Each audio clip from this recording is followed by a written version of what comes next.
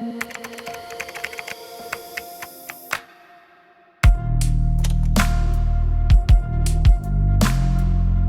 you think of Japan, usually this landmark comes to mind. We've made it to Mount Fuji! But did you know it's easily accessible from Tokyo? We decided to explore Mount Fuji for the day, and in this vlog we share the cheapest way to get there, some over-touristy areas to avoid, and the best spots to head to.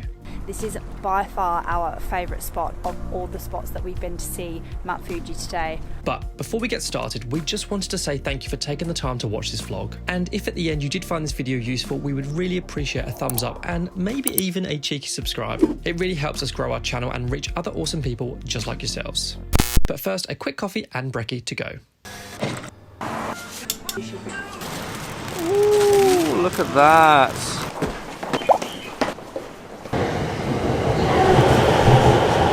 So we've just made it to Shinjuku station and now we have to find the bus terminal.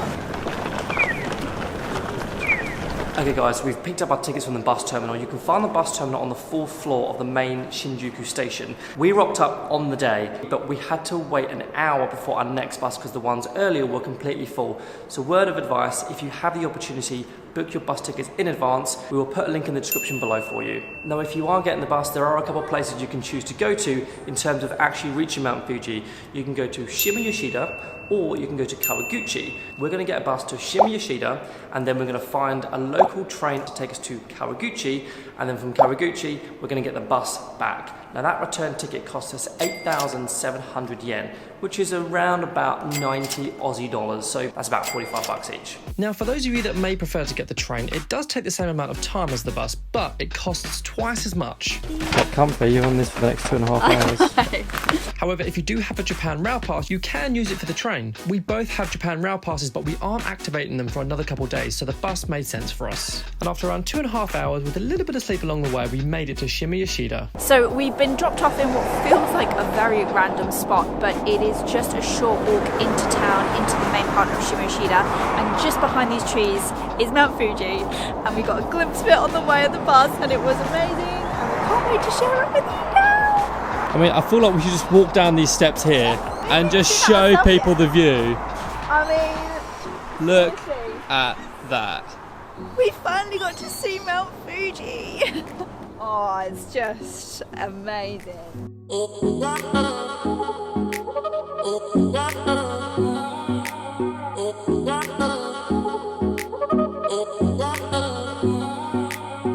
Now that we've got you excited with that drone footage, we are taking a slow 15-minute stroll through the town of Shima, Yoshida. The town is so nice. Every single house is so unique. Alex is already picking out what house she wants to buy. Can you imagine just waking up and looking out your window and being like, oh, yeah, there's Mount Fuji. There it is. Now you're probably wondering where we're walking to. There is a famous street in this town, if you've ever seen it on Instagram, as well as many other outlets, blogs, websites, travel agencies. I think it's called Honcho Street. Now we are extremely lucky because it is a near perfect clear sky. It's sunny, the temperature is perfect. We've come here during winter, so Mount Fuji is covered in snow. Really, it's just luck of the draw. I think we've arrived because There's a few people taking photos already. everyone's hanging over here. They want to get the shot. So I'm guessing we've arrived. They clearly had to put a sign up because so many people are taking photos that it says, please observe the traffic laws and don't stop to take photos. There's actually a guy, like a warden, standing there to make sure people don't violate the traffic laws. Yeah. So that's a new one.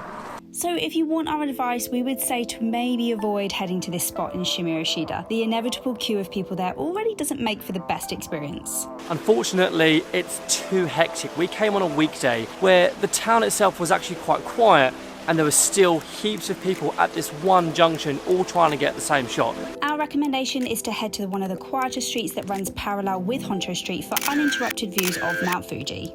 Now we're on to the next spot. We are headed up to the famous pagoda which sits atop a hill where we can get more views of Mount Fuji.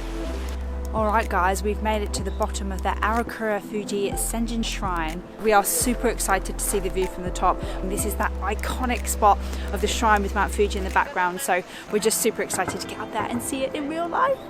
What I love about Japan is every time we come back, you're always going to be graced with a beautiful torii gate. I tell you what, we've been walking about 20,000 steps every day. My legs are feeling it today. I think the hat's coming off. 20,000 a day? That's what my phone says. 20,000 steps a day, that's unreal. Oh, mind you, that was only about 10 steps. I'm knackered. Do not fly drones here. I love how there's like a massive sign saying do not fly drones, do not fly drones. And just like a little shaded area saying there are signs of bears in this place, so just be careful. All I can see is just a mountain of stairs in front of us. Knackered.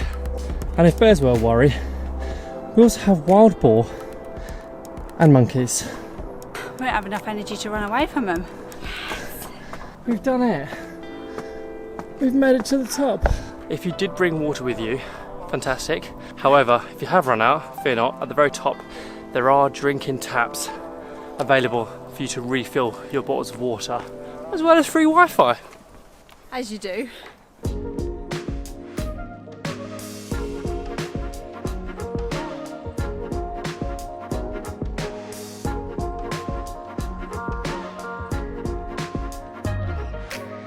All of these trees that surround this pagoda are cherry blossom trees.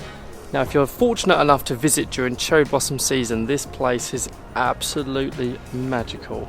You're very lucky if you're here when the cherry blossoms blossom, because apparently they only blossom for 1 week of the entire year. All right, the descent commences. That's going to be easier than walking up. And at least we know we've got ice cream or beer waiting for us at the bottom. Or both. It's a bigger incentive than the walk up. Now, if you want some advice, if you are looking to come here to take some really lovely pictures, make sure you choose the time wisely. Not just because of people, but also because of lighting. Right now we're shooting right into the sun. It's about 2 p.m. in the afternoon, so the lighting is quite harsh.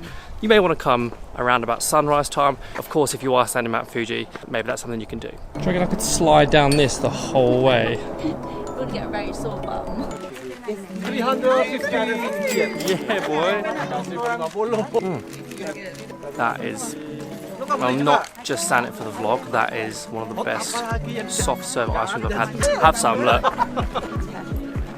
Oh! Why did you squeeze so hard? Because you're not giving it to me. You squeezed it so hard. Oh my god. I told you. That's so good. I only want a little bit. That was good ice cream. You broke my cone. So we're just walking back to the station, and what's really nice is this is clearly the route between the station and the pagoda that we just went to, because there are these beautiful like pieces of art actually built into the floor itself. Amazing. So you can see here, that's what it would look like with all the cherry blossoms, with the pagoda and Mount Fuji in the background. This is amazing. Stunning. It's amazing. And another thing we love about Japan are the many, many, many convenience stores. Lunch today might not be as glamorous as it usually is, but we've got a whole bunch of yummy food to eat from Dawson. So we've got hot fried chicken, potato chips, fried rice ball, chicken rice ball, soy sauce tuna mayo, sweet potato carrot squash veggie chips, egg sandwich, and a yogurt, all for 1,200 yen. So we're going to finish our lunch here. It's a very short walk to Shima Yoshida station, where we jump on the local train, which takes us 13 minutes to get to Kawaguchi station, where our journey of Mount Fuji continues.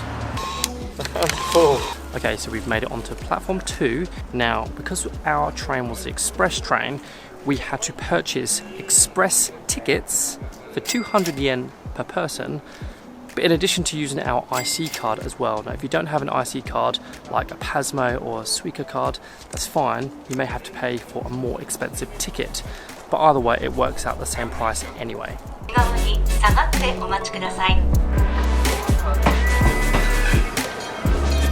wow.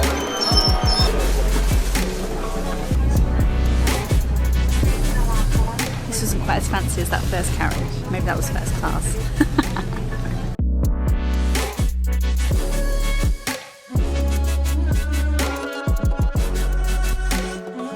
So we've made it to Kawaguchigo station.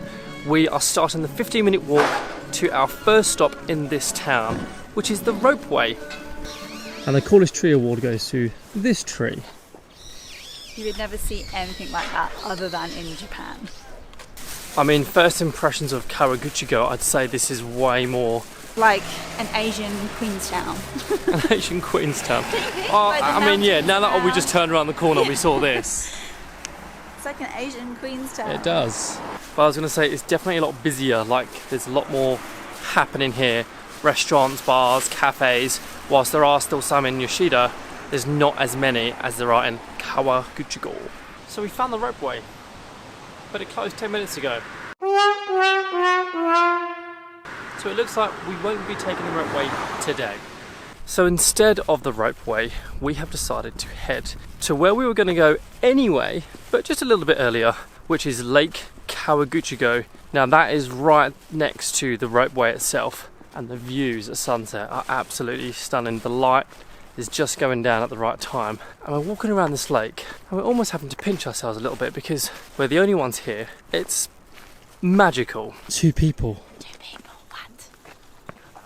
So there are actually 5 lakes that surround Mount Fuji, and this particular one sits northeast of it. Now for us to get the best possible views of Mount Fuji from Lake Kawaguchigo, we have to walk all the way around, which is going to take us a roughly 35 minutes, or at least it takes 35 minutes from the train station to the opposite side of the lake. Seriously guys, check out Mount Fuji from this side of the lake. It's insane!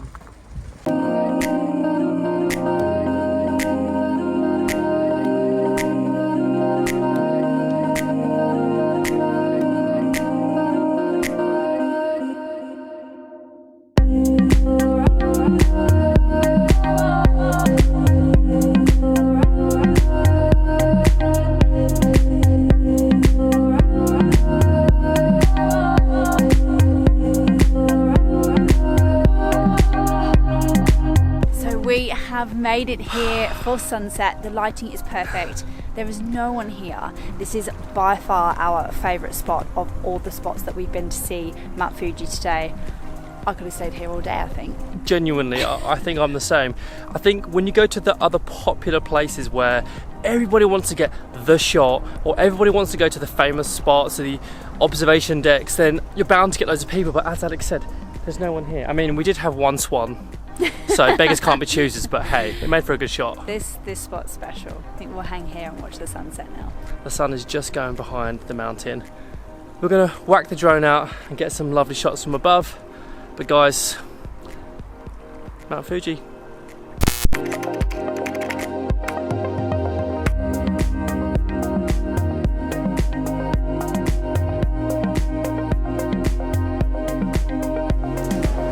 Welcome to the biggest cup noodle museum in the world.